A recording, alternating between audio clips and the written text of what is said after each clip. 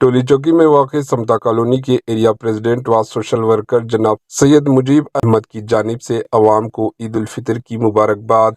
इस मौके पर एचएन न्यूज़ चैनल से बातचीत करते हुए सैयद मुजीब अहमद ने कहा कि अल्लाह का बड़ा एहसान है कि हमको ये रमज़ान नसीब हुआ।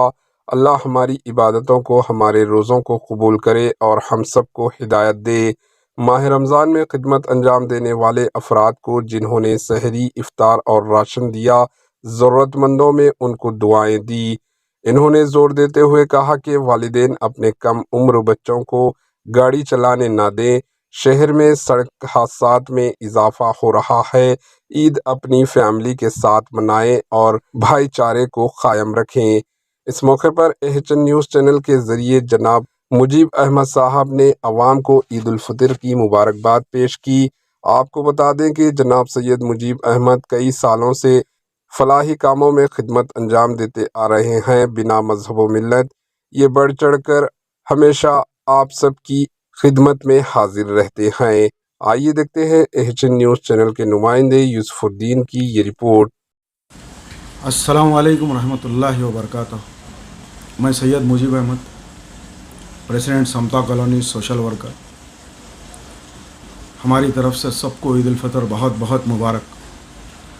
रमज़ान के रोज़े, नमाज़ें, तरावी, तहज्जुद अल्लाह ताला सब की कबूल करे। और जो लोग सहरी कराए, इफ्तारी कराए, अल्लाह उनके भी सहरियाँ और इफ्तारियाँ कबूल करें। और हम भी जो हमारे तरफ से सहरी कराए, इफ्तारी कराए और जो भी राशन वगैरह जो भी हम लोग रमज़ान में जो बांटते हैं, हर वक्त 9-10 साल से हम लोग बांट रहे हैं, अल्लाह ताला वो भी कबूल करे। क्योंकि हम 15 रमज़ान को बांटते हैं, आज 27-28 रमज़ान को भी लोग, अभी तक भी लोग आ रहे हैं। लोगों के जो भी हालात है वो अल्लाह उनके भी अच्छे करे। और जो लोग साहिब इस्तेहाद है उन लोग भी देइए। और हम इंशाअल्लाह 9-10 साल से दे रहे हैं और इंशाअल्लाह और ज़्यादा देने की कोशिश करेंगे। अल्लाह ताला हमारे से जो भी काम ले रहा अल्लाह उसको कबूल करे बस। और सबको मेरी तरफ से सबको ईद उल फितर बहुत बहुत मुबारक। और उनको बोलना चाहूँ, इससे पहले भी मैं चैनल पे बोला था हादसात के ताल्लुक़ से।